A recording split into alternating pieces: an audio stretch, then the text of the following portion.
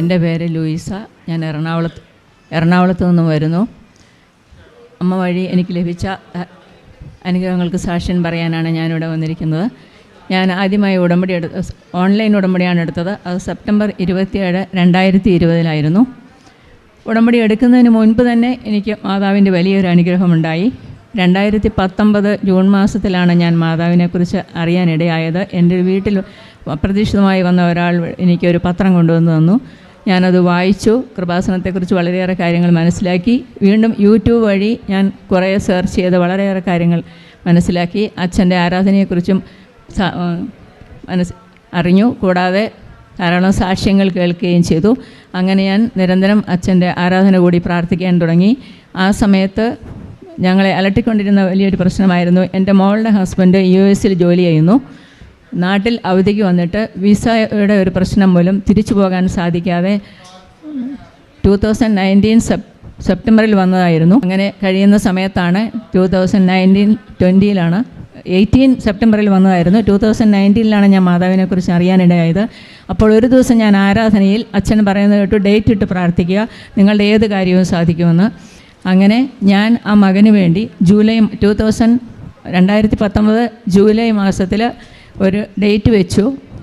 December 15 മാതാവേ, അവൻ്റെ visa ശരിയായി, അവിടെ പോയി ക്രിസ്മസ് ആഘോഷിക്കാനുള്ള ഒരു അവസരം അവർക്ക് കൊടുക്കണമെന്ന് ഞാൻ പ്രാർത്ഥിച്ചുകൊണ്ടിരുന്നു. ഡിസംബർ 14 വരെയായി, ഒന്നും നടന്നില്ല. ഞാൻ നിരന്തരമായി പ്രാർത്ഥിച്ചുകൊണ്ടിരുന്നു. ഡിസംബർ 15 രാവിലെ US നിന്നും എൻ്റെ മകളുടെ ഫോൺ വന്നു, വിസ റെഡിയായിരിക്കുന്നു എന്ന് പറഞ്ഞുകൊണ്ട്. ഇതാണ് എൻ്റെ ഏറ്റവും ആദ്യത്തെ അനുഭവം. അതോടുകൂടി ഞാൻ പ്രാർത്ഥനയിൽ വളരെയേറെ ശക്തിപ്പെട്ടു. വീണ്ടും കൂടുതൽ ഞാൻ പ്രാർത്ഥിക്കാൻ തുടങ്ങി. വീണ്ടും രണ്ടാമത് എനിക്ക് പറയാനുള്ള സാക്ഷ്യം എൻ്റെ മകന് വേണ്ടിയിട്ടുള്ളതാണ്. എൻ്റെ മകന് വയസ്സ് 41. അവൻ ആദ്യമായി ഒരു വിവാഹം കഴിച്ചു, അത് ഡൈവേഴ്സായി. രണ്ടാമതൊരു വിവാഹത്തിന് വേണ്ടി ആലോചിച്ചുകൊണ്ടിരിക്കുകയായിരുന്നു. കുറേ കാലമായി ഒന്നും ആയില്ല. വീണ്ടും ഞാൻ അമ്മയോട് മുട്ടിപ്പായി പ്രാർത്ഥിക്കാൻ തുടങ്ങി. അങ്ങനെ ഇരിക്കുമ്പോഴാണ് ഒരു ദിവസം ഞാൻ അച്ഛൻ്റെ ഒരു ടോക്ക് കേട്ടു. കൃപാസനത്തിൽ നിന്നുള്ള എല്ലാ പ്രാർത്ഥനകളും ഞാൻ എപ്പോഴും കേട്ടുകൊണ്ടിരിക്കും.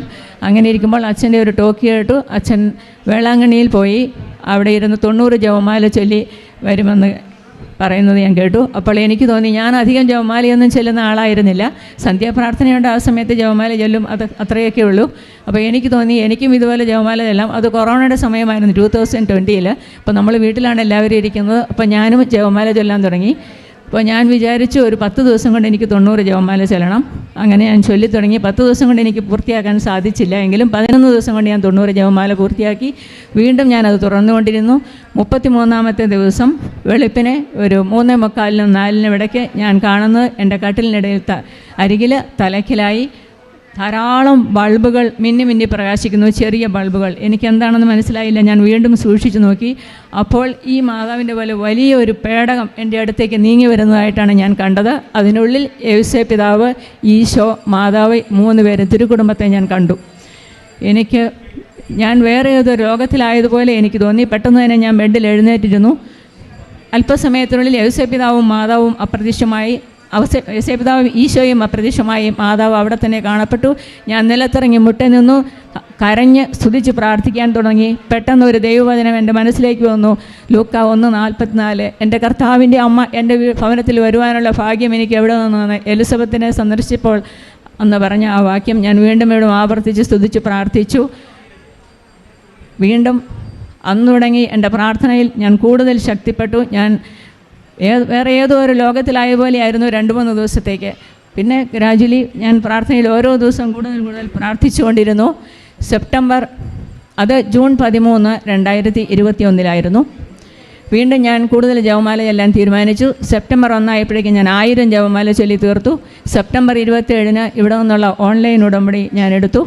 വീണ്ടും ഞാൻ കൂടുതൽ ജപമാല ചൊല്ലണം. ജൂൺ 13, 2020 എനിക്ക് മാതാവിൻ്റെ ദർശനമുണ്ടായത്. അതുകൊണ്ട് 21 ജൂൺ ആകുമ്പോഴേക്കും ഒരു 5000 ജപമാല ചെല്ലണമെന്ന് ഞാൻ തീരുമാനിച്ചു. ഞാൻ തുടർച്ചയായി ജപമാല ചൊല്ലിക്കൊണ്ടിരുന്നു.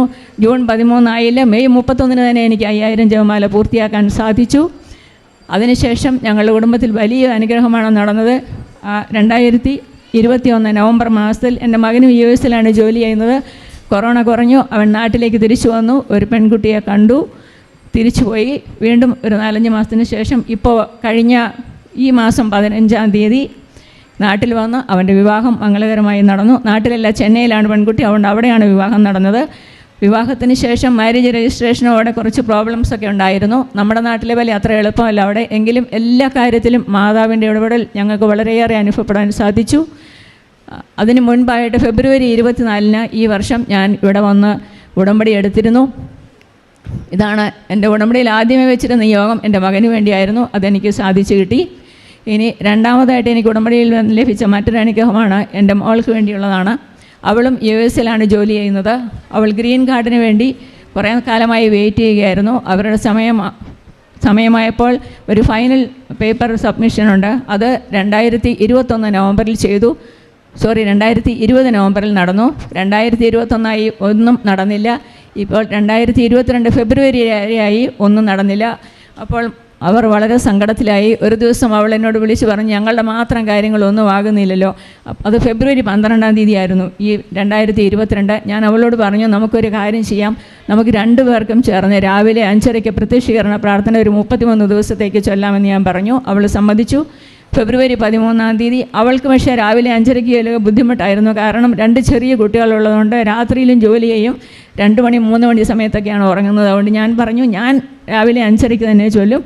മോള് എപ്പോൾ ഉറക്കം തെളിഞ്ഞ് എഴുന്നേൽക്കുന്നോ അപ്പോൾ ആദ്യം പ്രത്യക്ഷീകരണ പ്രാർത്ഥന ചൊല്ലുക, അതിനുശേഷം ബാക്കി കാര്യങ്ങളൊക്കെ ചെയ്യാമെന്ന് പറഞ്ഞു വെച്ചു. ഫെബ്രുവരി 13-ന് ഞങ്ങൾ 2 പേരും അത് സ്റ്റാർട്ട് ചെയ്തു.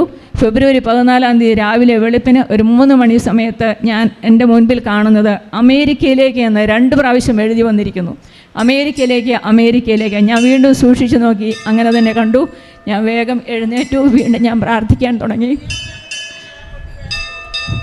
അപ്പോൾ എനിക്ക് മനസ്സിലായി, കൃപാസനമ്മ സഞ്ചാരി മാതാവ് അമേരിക്കയിലേക്ക് പോയിരിക്കുകയാണ്, എൻ്റെ മകളുടെ വീസ ശരിയാക്കാൻ, ഗ്രീൻ കാർഡ് പ്രോസസ്സിങ് ശരിയാക്കാൻ വേണ്ടി പോയിരിക്കുന്നെന്ന് ഞാൻ വിചാരിച്ചു. അന്ന ദിവസം ഞാൻ ആരോടും അതേക്കുറിച്ച് പറഞ്ഞില്ല. പിറ്റേ ദിവസം രാവിലെ മോള് വിളിച്ച് പറയുന്നു, ഈ ഗ്രീൻ കാർഡിന് മുമ്പായി വേറെ 2-3 പേപ്പർ കൂടി വരണമായിരുന്നു, അതിൽ ഒരെണ്ണമാണ് EAD കാർഡെന്ന് പറയുന്നത്. 14-ാം തീയതി രാവിലെ അവൾ വിളിച്ച് പറയുന്നു, മമ്മി എൻ്റെ EAD കാർഡ് വന്നു. അതും ഭയങ്കരമായ ഒരു അതിശയമായി ഞങ്ങൾക്ക് തോന്നി. അതിനുശേഷം അതിനുള്ള പ്രൊസീജിയറുകളെല്ലാം ഈ മെയ് 12 ആയപ്പോഴേക്കും എല്ലാ കാര്യങ്ങളും പൂർത്തിയായി. ഇപ്പോൾ അവൾ ഗ്രീൻ കാർഡിന് വേണ്ടി വെയിറ്റ് ചെയ്യുന്നു. അത് വേറൊരു സാക്ഷ്യം. മൂന്നാമത് ഞാൻ ഉടമ്പടിയിൽ വെച്ച വേറൊരു കാര്യമായിരുന്നു, എൻ്റെ അങ്കിളിൻ്റെ ഒരു മകന്, അവരുടെ കുടുംബത്തിൽ ഒട്ടും സമാധാനമില്ല. എപ്പോഴും ഹസ്ബൻഡ് ആൻഡ് വൈഫ് 2 പേരും ഭയങ്കര വഴക്കാണ്. അങ്ങനെ ഞാൻ ആ കാര്യവും എൻ്റെ നിയോഗത്തിൽ വെച്ചിരുന്നു. ഇപ്പോൾ കഴിഞ്ഞ 1 മാസത്തിലധികമായി അവരുടെ കുടുംബത്തിൽ വളരെ സമാധാനമാണെന്നാണ് അവർ പറയുന്നത്. അതും അമ്മയുടെ ഒരു വലിയ അനുഗ്രഹമായി ഞാൻ കരുതുന്നു. ഉടമ്പടിയിൽ വയ്ക്കാത്ത വേറെ ഒരു കാര്യം കൂടി എനിക്ക് സാധിച്ചു കിട്ടി. എൻ്റെ ഏറ്റവും അടുത്ത ഒരു ഫ്രണ്ടിൻ്റെ മകൾ 8 വർഷമായി അവർക്ക് കല്യാണം കഴിഞ്ഞിട്ട് മക്കളില്ലായിരുന്നു. കഴിഞ്ഞ വർഷം മെയ് മാസത്തിൽ ഇവിടുത്തെ പ്രാർത്ഥനയിൽ ഞാൻ വൈകുന്നേരം നിയോഗം വെച്ച് പ്രാർത്ഥിക്കാനായി വിളിച്ചു പറഞ്ഞിരുന്നു. ആ മകൾ അതിനുശേഷം ഗർഭിണിയായി. കഴിഞ്ഞ ആഴ്ചയിൽ അവൾ ഇരട്ട കുട്ടികൾക്ക് ജന്മം നൽകി. അങ്ങനെയും മാതാവ് ആ കുടുംബത്തെയും അനുഗ്രഹിച്ചു. ഇത്രയും വലിയ അനുഗ്രഹങ്ങൾ നൽകിയ ഈശോയ്ക്കും മാതാവിനും കോടാനുകോടി നന്ദി. യേശുവേ സ്തോത്രം, യേശുവേ നന്ദി. ജപമാല റാണി ആവേ ആവേ ആവേ മരിയ.